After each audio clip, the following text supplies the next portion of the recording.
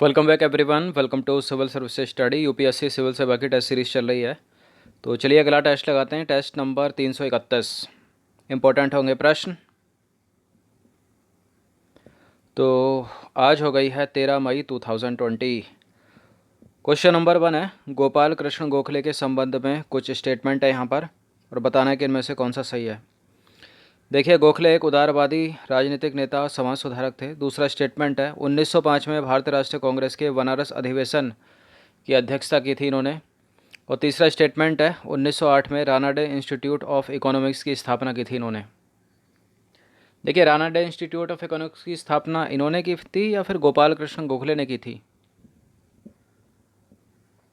इन्होंने ही की थी। करेक्ट है तीसरा वाला स्टेटमेंट। 1905 में भारतीय राष्ट्रीय कांग्रेस के बनारस अधिवेशन के ये अध्यक्ष चुने गए थे, ये भी सही है। उदारवादी राजनीतिक नेता एवं समाज सुधारक थे। तो सारे के सारे करेक्ट हैं। इसका आंसर हो जाएगा ऑप्शन नंबर डी। क्यों पूछा गया प्रश्न? क्योंकि हाल ही में न्यूज़ में है। तो गोपाल कृष्ण गोखले भारतीय स्वतंत्रता आंदोलन के दौरान एक भारतीय उदारवादी राजनीतिक नेता एवं समाज सुधारक थे। वर्ष 1989 में भारतीय राष्ट्रीय कांग्रेस के सदस्य बने ये और एक प्रमुख समाज सुधारक महादेव गोविंद रानाडे के प्रभाव में आए। 1905 में भारतीय राष्ट्रीय कांग्रेस के बनारस अधिवेशन के लिए चुने गए थे, अध्यक्ष बने थे उसके। और 1909 में मार्ले मिंटो सुधार को तैयार करने में इनकी महत्वपूर्ण भूमिका थी। ये एक उदारवादी राष्ट्रवादी के रूप में महात्मा गांधी के राजनीतिक गुरु थे। प्रश्न बहुत पूछा जाता है कि महात्मा गांधी के गुरु का नाम क्या था, राजनीतिक गुरु का नाम क्या था? गोपाल कृष्ण गोखले। देखिए, इन्होंने भारतीय शिक्षा के विस्तार के लिए 1905 में सर्वेंट ऑफ इंडिया सोसाइटी की स्थापना की थी। एक प्रश्न ये भी मोस्ट इम्पोर्टेंट है, दो तरह से पूछा जा सकता है, पूछा जाता गया भी है। सर्वेंट ऑफ इंडिया सोसाइटी की स्थापना किसने की थी? तो गोपाल कृष्ण गोखले ने की थी। और कब की थी? 1905 में की थी। देखिए, गोखले जो थे महादेव गोविंद रानाडे द्वारा शुरू की गई सार्वजनिक सभा पत्रिका से भी जुड़े थे। और 1908 में गोखले ने रानाडे इंस्टीट्यूट ऑफ इकोनॉमिक्स की स्थापना की थी। तो सारे के सारे तो करेक्ट हैं, डी हो जाएगा इसका आंसर। क्वेश्चन नंबर 2 है, निम्नलिखित युग्मों पर विचार करें। एक तरफ है बांध परियोजना, दूसरे तरफ है उससे संबंधित नदियाँ। क्या इंदिरा सागर ताप्ती नदी पर बना है? क्या कृष्णराज सागर कावेरी पर? क्या मेट्टूर डैम भी कावेरी पर? बताइए कौन सा करेक्ट है इसमें। देखिए, इंदिरा सागर तो नर्मदा नदी पर है। किस में है? नर्मदा नदी पर है ये। तो करिए एलिमिनेट एक को। सो मेरे तो ढूंढना हमको। मेट्टूर डैम कावेरी नदी पर है, ये सही है। और कृष्णराज सागर भी कावेरी नदी पर है। तो 2 और 3 सही हो गए, सी हो जाएगा इसका आंसर। तो देखिए, इंदिरा सागर बांध परियोजना की आधारशिला वर्ष 1984 में भारत की पूर्व प्रधानमंत्री इंदिरा गांधी ने रखी थी। और यह जो बांध है मध्य प्रदेश के खंडवा डिस्ट्रिक्ट में नर्मदा नदी पर निर्मित है, न कि ताप्ती नदी पर। कंक्रीट से बना है। और एक यह एक गुरुत्वीय डैम है, इसलिए पहला तो गलत हो गया। दूसरा वाला सही है, क्योंकि कर्नाटक में मैसूर के निकट कृष्णराज सागर बांध जो है वो कावेरी नदी पर निर्मित है। इस बांध का निर्माण 1932 में कराया गया था। तीसरा भी करेक्ट है, क्योंकि मेट्टूर बांध तमिलनाडु के सेलम डिस्ट्रिक्ट में कावेरी नदी पर निर्मित है। यह तमिलनाडु का सबसे बड़ा तथा सबसे अधिक विद्युत उत्पादन क्षमता वाला बांध है। क्वेश्चन नंबर 3 है, निम्नलिखित में से कौन सा कृषि उपज बाजार समिति एपीएमसी का एक कार्य नहीं है? देखिए, कृषि उपज बाजार समिति का जो कार्य है वो है कृषि बाजारों के प्रबंधन में सार्वजनिक निजी भागीदारी को बढ़ावा देना, ये तो है। और कृषि प्रसंस्करण को बढ़ावा देना, ये भी है। यह सुनिश्चित करना कि किसानों को उनकी उपज का भुगतान उसी दिन प्राप्त हो सके, ये भी है। किसानों को उच्च गुणवत्ता के बीज उपलब्ध कराना, ये ऐसा कुछ नहीं है इसमें। तो देखिए, कृषि उपज बाजार समिति एग्रीकल्चर प्रोड्यूस मार्केट कमेटी एपीएमसीएस राज्य सरकार द्वारा गठित एक वैधानिक बाजार समिति है, जिसे कुछ अधिसूचित कृषि बागानी अथवा पशुधन उत्पादों में व्यापार के संबंध में गठित किया गया है। कृषि उपज बाजार समिति के प्रमुख कार्य कौन कौन से हैं? मूल्य निर्धारण प्रणाली और बाजार क्षेत्र में होने वाले लेन देन में पारदर्शिता सुनिश्चित करना। यह सुनिश्चित करना कि किसानों को उनकी उपज का भुगतान उसी दिन प्राप्त हुआ हो। कृषि प्रसंस्करण को बढ़ावा देना और बिक्री के लिए बाजार क्षेत्र में लाए गए कृषि उपज और उनकी दरों पर से संबंधित आंकड़ों को सार्वजनिक करना। और कृषि बाजारों के प्रबंधन में सार्वजनिक निजी भागीदारी को बढ़ावा देना। क्वेश्चन नंबर 4 है, चैंपियंस पोर्टल के संदर्भ में कुछ स्टेटमेंट है यहाँ पर और बताना कि कौन सा करेक्ट होगा। देखिए, चैंपियंस पोर्टल की जो शुरुआत है सूक्ष्म लघु और मध्यम उद्यम मंत्रालय ने की है। यह प्रौद्योगिकी आधारित एक प्रबंधन सूचना प्रणाली है जिसका उद्देश्य एमएसएमई मतलब सूक्ष्म लघु एवं मध्यम उद्यम क्षेत्र को राष्ट्रीय एवं वैश्विक स्तर पर सक्षम बनाने, आवश्यक गुणवत्ता प्राप्त करने और प्रशासनिक बाधाओं को दूर करने में मदद करना है। तो माइक्रो स्मॉल मिनिमम इंटरप्राइजेस के बारे में दोनों के दोनों करेक्ट हैं, सी हो जाएगा इसका आंसर।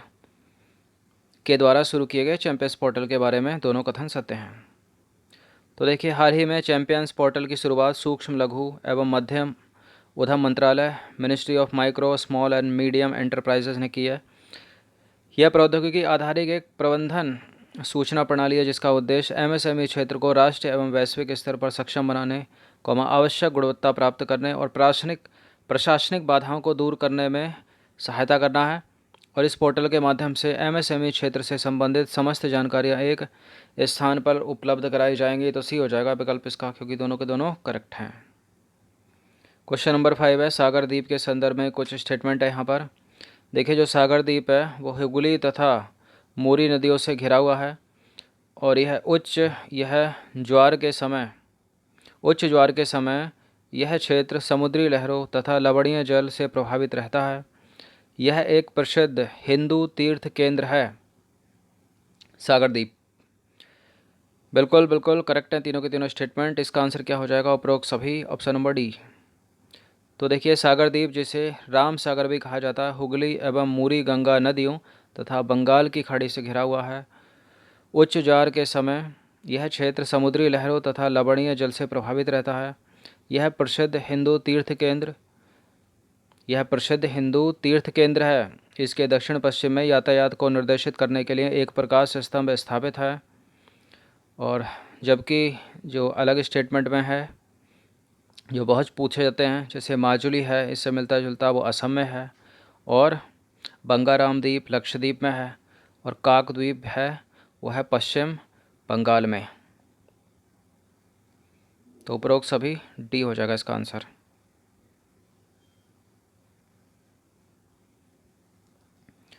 चलिए अब आ जाइए क्वेश्चन नंबर 6 पर। गांधी शांति पुरस्कार 2020 के संदर्भ में कुछ स्टेटमेंट है यहाँ पर। 3 स्टेटमेंट है, बताना कि कौन सा सही है। देखिए, गांधी शांति पुरस्कार जो है वो अहिंसा और अन्य गांधीवादी तरीकों के माध्यम से लाए गए सामाजिक, आर्थिक और राजनीतिक परिवर्तन के लिए प्रदान किया जाता है। गांधी शांति पुरस्कार की धनराशि क्या 5 करोड़ रुपए है। यह जो पुरस्कार है किसी भी व्यक्ति को प्रदान किया जा सकता है, चाहे वह किसी भी राष्ट्र का हो, किसी भी जाति, प्रजाति, धर्म और लिंग का हो। कौन सा करेक्ट है? देखिए, हाल ही में गांधी शांति पुरस्कार 2020 न्यूज़ में है, समाचारों की सुर्खियों में। इससे संबंधित पहला वाला सही है। तीसरा वाला सही है। ये किसी भी व्यक्ति को प्रदान किया जा सकता है, चाहे वह किसी भी राष्ट्र का हो, किसी भी धर्म का हो, किसी भी लिंग का हो या फिर किसी भी जाति प्रजाति का हो। इस पुरस्कार की धनराशि 5 करोड़ रुपये नहीं है, 1 करोड़ रुपये है। तो करेक्ट यहाँ पर केवल 1 और 3 हो जाएगा, ऑप्शन नंबर सी। दूसरा तो एलिमिनेट कर दो दूसरे को। तो क्यों पूछा गया प्रश्न? कोविड-19 के कारण देश भर में लागू किए गए लॉकडाउन के मद्देनज़र गांधी शांति पुरस्कार 2020 के लिए नामांकन प्राप्त करने की जो अंतिम तिथि है उसको बढ़ाकर कितना कर दिया गया है? 15 जून 2020। और इससे पहले वर्ष 2020 के लिए नामांकन प्राप्त करने की अंतिम तिथि कितनी थी? 30 अप्रैल 2020। उल्लेखनीय है कि यह पुरस्कार अहिंसा और अन्य गांधीवादी तरीकों से के माध्यम से लाए गए सामाजिक, आर्थिक और राजनीतिक परिवर्तन के लिए प्रदान किया जाता है। प्रत्येक वर्ष प्रदान किया जाने वाला यह जो पुरस्कार है, इसकी धनराशि है 1 करोड़ रुपए और इसमें साथ में मिलता है एक प्रशस्ति पत्र। और यह पुरस्कार किसी भी व्यक्ति को दिया जा सकता है जो इसके नियम कहते हैं, चाहे वह किसी भी राष्ट्र का हो, किसी भी प्रजाति का हो, किसी भी धर्म या किसी भी लिंग का हो। उल्लेखनीय है कि इस पुरस्कार की शुरुआत 1995 में की गई थी। तब से यह अनवरत प्रदान किया जाता है, मतलब हर साल। क्वेश्चन नंबर 7 है, अंतर्राष्ट्रीय नर्स दिवस 2020 के संदर्भ में कुछ स्टेटमेंट है यहाँ पर, बताना कि इनमें से कौन सा करेक्ट होगा। देखिए, इस दिवस को पहली बार 1965 में इंटरनेशनल काउंसिल ऑफ नर्स के द्वारा मनाया गया था और 1974 से यह दिवस 12 मई को फ्लोरेंस नाइटिंगेल की सालगिरह पर मनाया जाने लगा। सालगिरह क्या होती है? जन्म दिवस। अंतर्राष्ट्रीय नर्स दिवस 2020 की थीम क्या है? Nursing the world to health. क्या है? Nursing the world to health. ये इंपॉर्टेंट है, प्रश्न पूछा जा सकता है यूपीएससी सिविल सेवा में। तो अभी हाल ही में अंतर्राष्ट्रीय नर्स दिवस मनाया गया, यानी कल 12 मई को। तो करेक्ट है सारे के सारे स्टेटमेंट ये। इसका आंसर हो जाएगा ऑप्शन नंबर डी, उपरोक्त सभी। और थीम भी यही है, nursing the world to health. तो देखिए, संपूर्ण विश्व में 12 मई को इंटरनेशनल नर्स डे के रूप में मनाया जाता है। कल ये मनाया गया। अंतर्राष्ट्रीय नर्स दिवस 2020 की theme nursing the world to health, nursing the world to health है।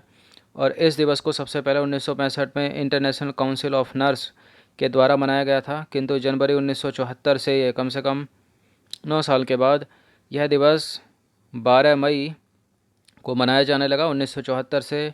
और 12 मई को फ्लोरेंस नाइटिंगेल की सालगिरह पर मनाया जाता है, यानी कल इनका बर्थडे था, कल इनका जन्मदिवस था, बर्थडे था। तो देखिए, अगर बात करें फ्लोरेंस नाइटिंगेल की, तो ये एक ब्रिटिश नागरिक थी।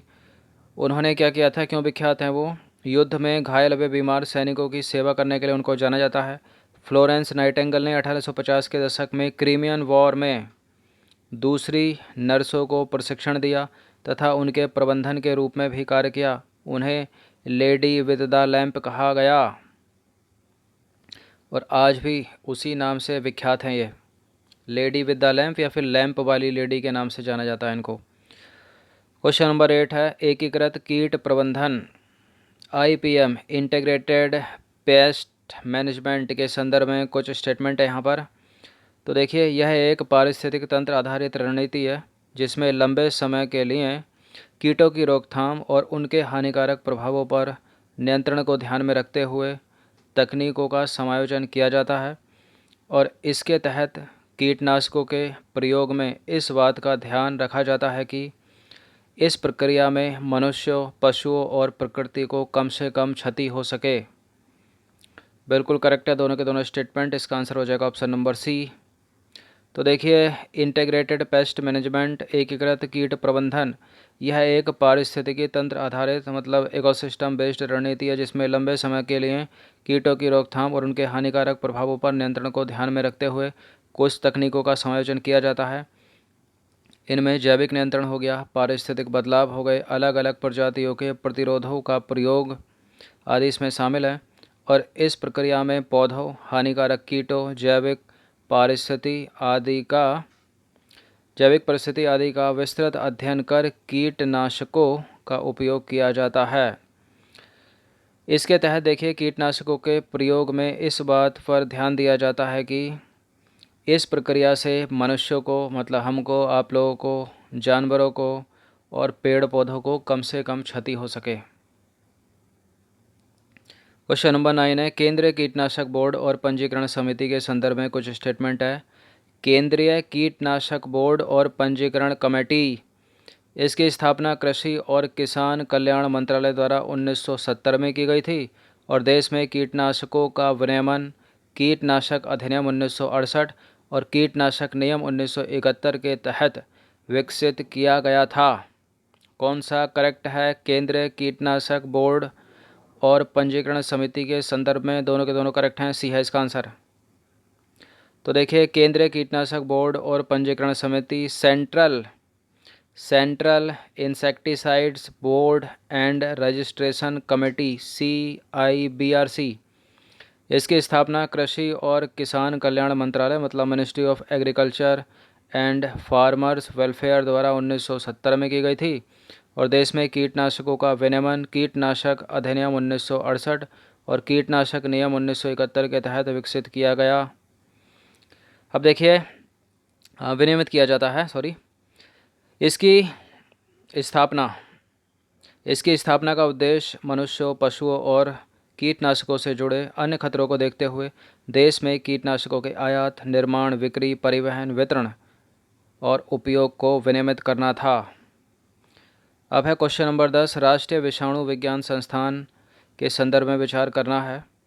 देखिए, इसे केवल भारतीय आयुर्विज्ञान अनुसंधान परिषद के प्रयासों से स्थापित किया गया था। इस संस्थान का उद्देश्य मनुष्यों को प्रभावित करने वाले वायरल रोगों का अध्ययन करना है और वायरल रोगों के बारे में लोगों को जागरूक करना भी इस संस्थान का एक उद्देश्य है।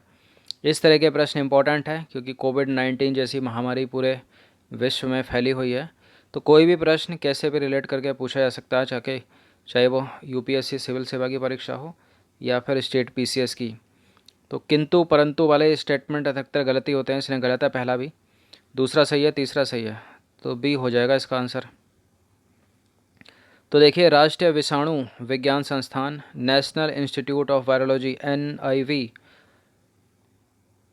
राष्ट्रीय विषाणु विज्ञान संस्थान को रॉकफेलर फाउंडेशन और भारतीय आयुर्विज्ञान अनुसंधान परिषद के संयुक्त प्रयासों से स्थापित किया गया था पुणे में 1952 में।